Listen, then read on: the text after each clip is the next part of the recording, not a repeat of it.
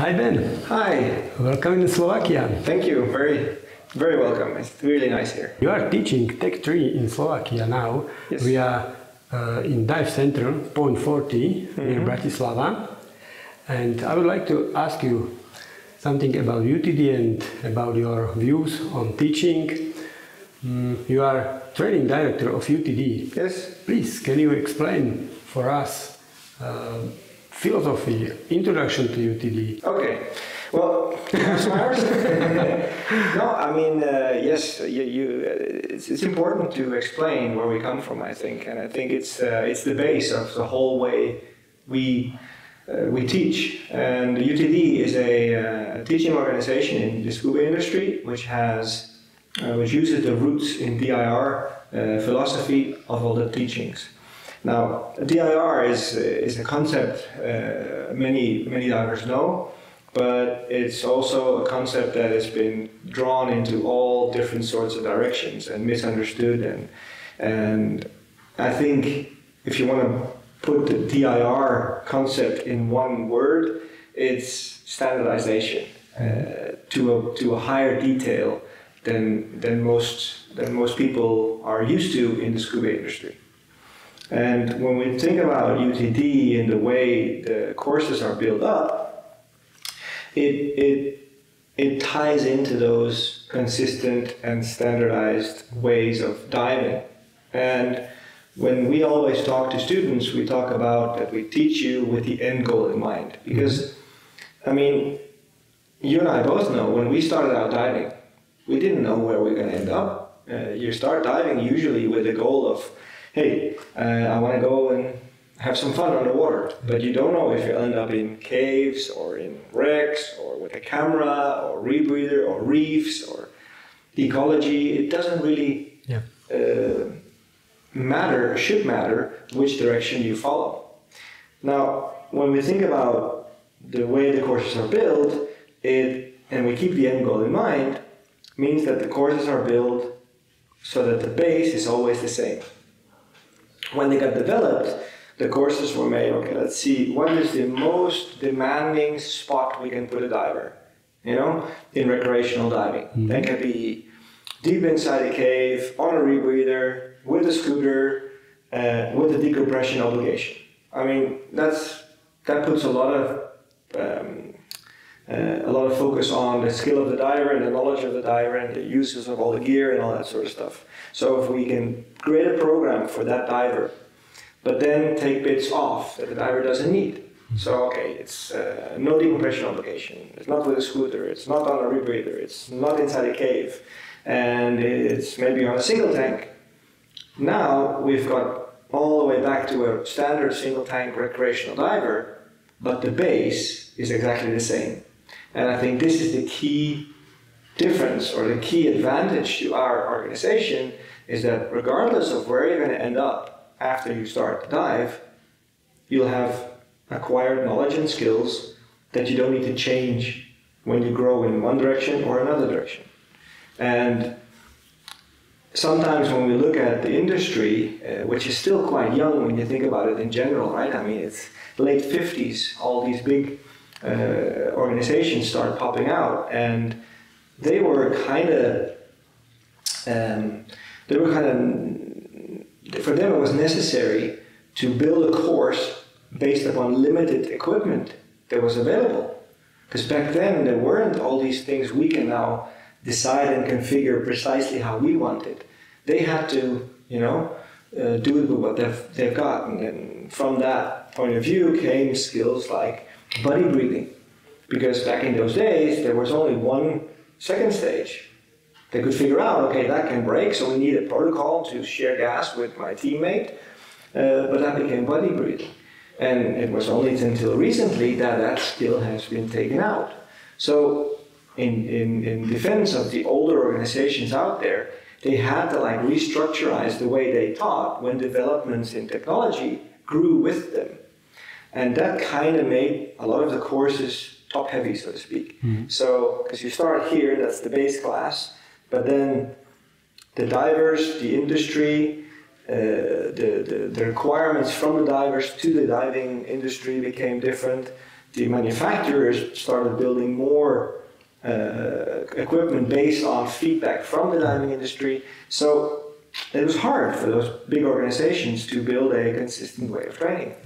We, however, in the DIR philosophy are quite lucky because we're a young organization, and we looked at the lessons we learned in the early starts of the DIR philosophy, which was basically, for a really long story short, conglomeration of different divers from different backgrounds wanting to commit to one project. We figured out we have to standardize our way of approaching this diving to make it more efficient, to make it more safe, and to make it more fun. And we learned a whole lot about that. So our biggest advantage is that we can say, okay, we can configure our scuba equipment so we can teach you and train you in a building block fashion. So every time you want to learn a bit more, you put a little bit more on top. Every time you want to pay more, you put a little bit more on top. Your base is wide and strong, and you can just build your castle on top of that. And that's our biggest asset, I think. Yeah, and many divers thinks it is only for training, but we are still focusing on fun. Yeah, exactly. It's the UTD too. Yep. It's not only directly to the training. No. No, and this is one of the major misconceptions of a DIR adaptation by divers, or that looking at us without the complete picture.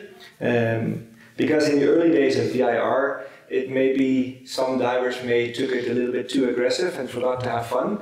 But in reality, when you think about the way we teach is the way we dive, and the way we dive is the way we teach. Now, for me, as an instructor over 20 years, I really like that philosophy because it's morally the best I can think of. Because if I want to say, I dive in this way, and this customer now wants to learn to dive through this set of standards in this organization, I have to teach him according to the standards I told the organization I would follow.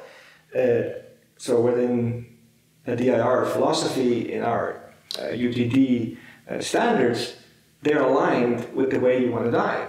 So they're not like, do this way because it's in the book, it's do this way because these and these reasons, and the reasons are real reasons. They're not just made up to make a training dive nice. They're real dives. Yeah. That's I think a key aspect. Yeah, great. I know the year 2020 is very important for UTD, but not from Corona crisis. No. But I know there are some news, some very important news. Can you explain about it? 2020 was a turning point for UTD because when UTD got founded in 2007 and really became an established organization in 2008, it grew exponentially from day one.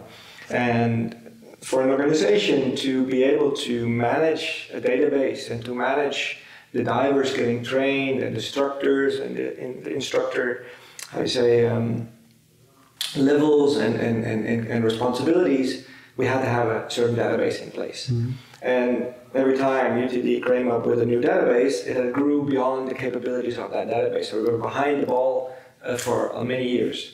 And in 2019, we really reached a pivoting point that we needed to do something completely different. And this is when we decided that the UTD part that manufactured equipment was going its own separate way. Mm-hmm. And so that UTD as a training organization now can focus mainly on training. Mm-hmm. So we basically did a complete reboot. We made a new website, we made a brand new learning platform, brand new teaching materials, completely new videos. I saw new videos, new skills videos. Everything is new apart from the logo almost. And UTD knows is agency with very, very good, very strong information in materials, not as leaflet for advertisement. No, for both sides of the table, meaning that for the instructor there's just as much information available as for the student. You sometimes hear people say that if you take a good class, you need a good instructor, and it depends on the instructor how good your class is. And in UTD we say, yes, that's true, all of our instructors are good. Because we don't differentiate between instructors. All our instructors can follow a playbook, which is their like guidebook for how to teach a class. And because we go so deep into the minutiae of the details, all the classes are taught in a very consistent way. I think that's really comforting for the students to know that they can really take one class here with you from in Slovakia, and then move to Spain and take a cave class with Sergi, our instructor in Spain, and then they can move to Italy, or they can move to Singapore, and they can build their training based upon the same base, and they will just can build on top. Yeah. And they will never be taught something different in another place. It's so nice. Yeah. And when we are talking about teaching in UTD and materials, and so what do you think? What is the main difference between teaching of diving traditional or UTD way? Yeah, that's a good question. We sort of do things the reverse order all the time, and it's been looked upon funny. But we like to look at, when we teach the classes, is what does this student want to achieve? So when you look at a beginning class, like an open water class, it's very simple. This person wants to learn how to maneuver underwater, have fun exploring underwater world. That's easy. So an open water class is a very simple way of communicating, because it's all this information I have, you want, there you go, in a structured way, and that's it. The student doesn't have any reference yet, it doesn't have any experience yet, so they need to rely on a structured way of teaching you how to do these things, and to be taught the right thing from the base. It's what we call law of primacy. What you learn the first is what becomes your base, what becomes your solid base to fall back on when you need to take a step back. And a good example of that is neutral buoyancy. You can see it now in the industry. Neutral buoyancy is being adopted left, right, and center, and it's for us, it's the most natural thing in the world, right? I mean, you've met instructors and you say, hey, we teach an open water class where they never ever touch the bottom, they never kneel, they never do anything, and they go, it can't be done. Yeah. Well, if you go the other way around, we teach them how to behave with their body underwater before we introduce the skills. It can be done. I mean, there's tons and tons of experience and proof out there. But that's a key difference, I think. We look at a way of teaching from a diving point of view, not just a way of making sure you don't hurt yourself underwater, so you get back at me and become angry or want money or whatever. So we really look at it from a practical standpoint. Key difference is we teach the people how their body reacts underwater with buoyancy, with breathing, with new balance, with all these new inputs you get from as a new diver. And when that's established, then we go and drive through the city, learn to parallel park, learn to drive on the motorway. All these things come after you've learned what is a car, right? And that's the way we approach our teaching.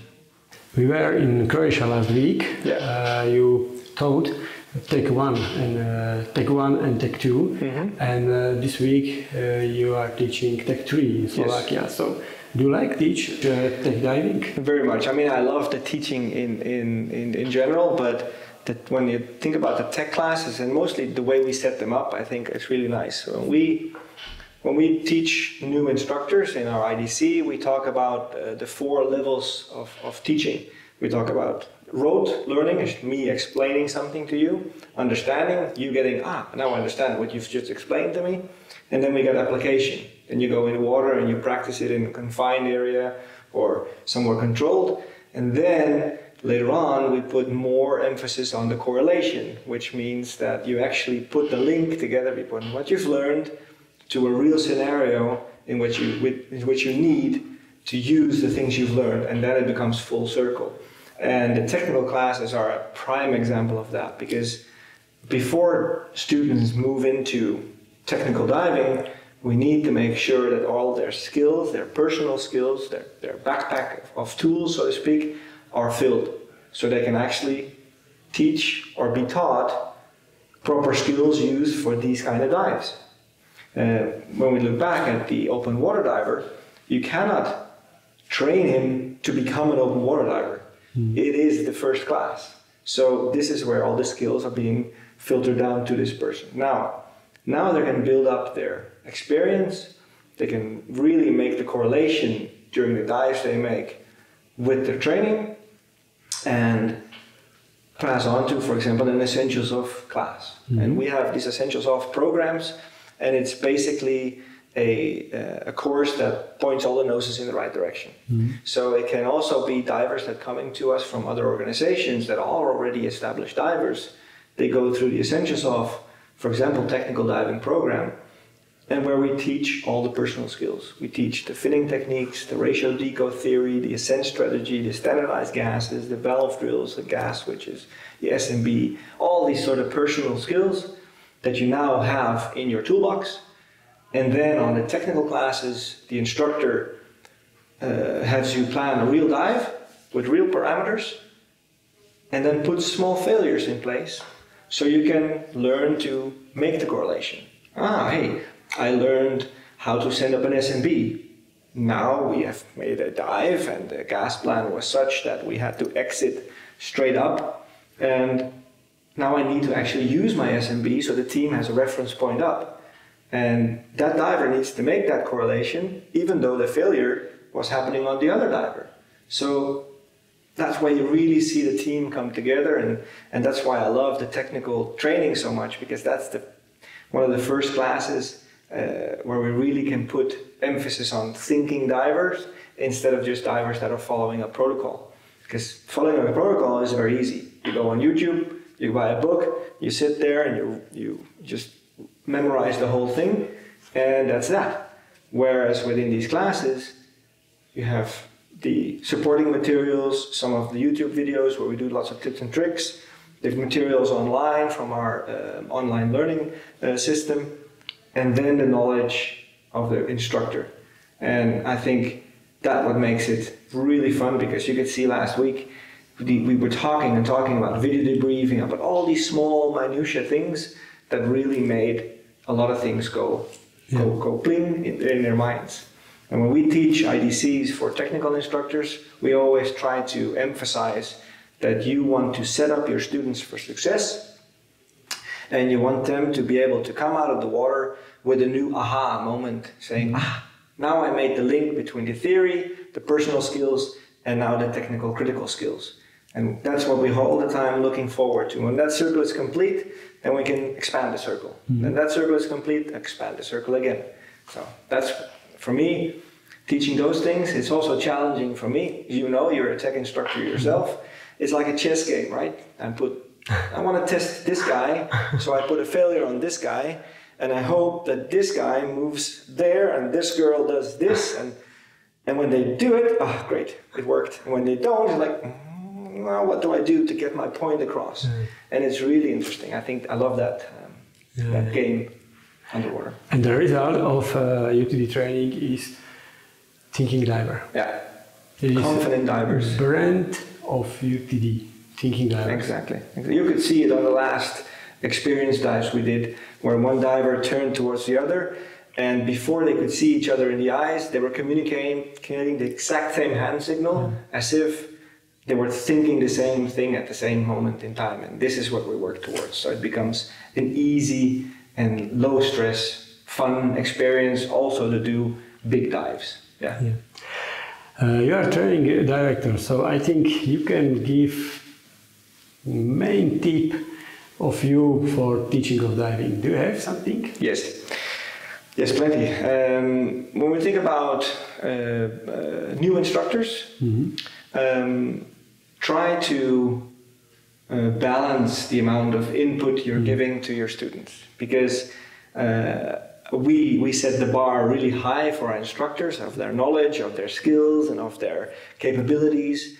And then when they're finally, let loose off the leash, we want to contain their enthusiasm a little bit, because if we want to teach someone in the most complete way, we gotta do it slowly. So if you go out there with all the knowledge you have and you just open up all the water flow right into that person's face, you're gonna make him completely soaking wet, and all of the rest of the water is gonna spray all over the place. He caught only the water that's in his clothes. If you want to really make sure this guy or girl gets what you're trying to get across over the long run, give him a glass, fill the glass up. When he's drunk in the glass, then you can fill the glass up again. Don't go hosing him down with water. Just do it one at a time, and you'll get so much more out of your time, because otherwise you're going to explain 80% over and over again. So I think that's an important step for new instructors, and also experienced instructors that are evolving themselves. The next tip, I think, is maybe even more important, is never stop learning yourself. I mean, no matter who you are or where you are, just keep aware that the technology and the knowledge in the diving industry is very young, and things are changing every year. I mean, even back in, when was that? We did the Italian decompression profile project. Was that in 2015 or 16? We learned a whole new thing there, and we adapted our ratio deco profile accordingly. And every year you see on these forums, on these presentations, doctors come up with new stuff, materials change and everything else. So stay sharp is important. Never think you know everything there is to know. Always stay humble, always stay open. I think that those two things are key. So great, very nice ideas, very nice example with the glass of the water. Yeah, it always gets the point across. Yeah. Thank you very much. Thank you very much for your time. Right. So welcome. Looking forward. We're going in the water in like an hour, so exactly. it's gonna be nice. Great. Good.